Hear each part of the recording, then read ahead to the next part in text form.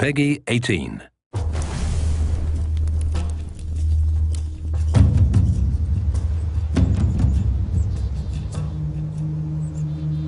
Something that was really important for us for Primal was to make sure the stories happening in the world were really intertwined. It's part of the Far Cry DNA. You fight the way you want, you have all the toys you want, you can explore the way you want. It's really a game that's about freedom and letting the player decide how he wants to play. The player will be Takar, Stone Age hunter, looking for his lost people, the Wenjas. The Wenja tribe has been destroyed, scattered around by two very different but very aggressive tribes. In order to reunite the Wenja, Takar will need to go and explore all Oros to try and find the key members of the tribe and get them into a safe haven.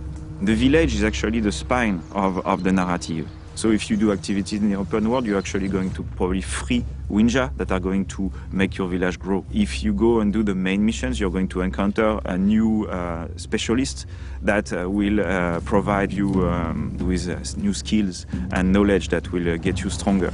Far Cry games are about exotic location, places with weird characters, but also about authenticity.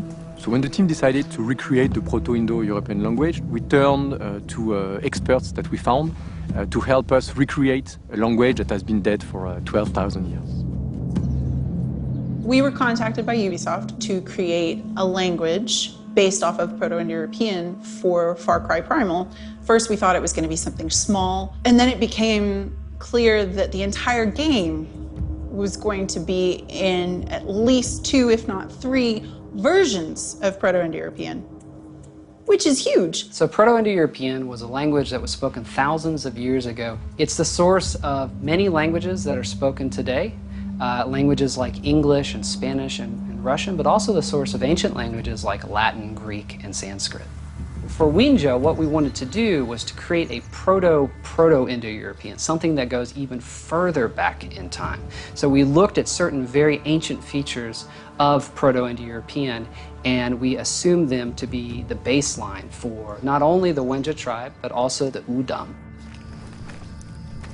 Nakrabi, Hirakispada. The creative team views the Azila as a more advanced tribe, so we thought it would be a good idea to give them a more advanced stage of the language.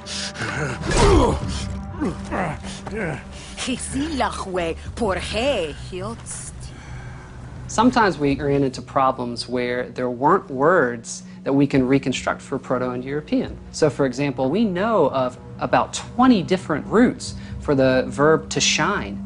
We have no idea how they said yes. It's been quite an exciting and even moving experience to see how agriculture that was dead for thousands of years could be brought back.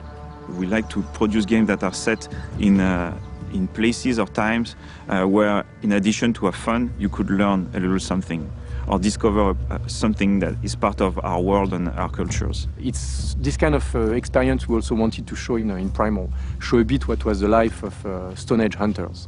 And this is what the player will experience.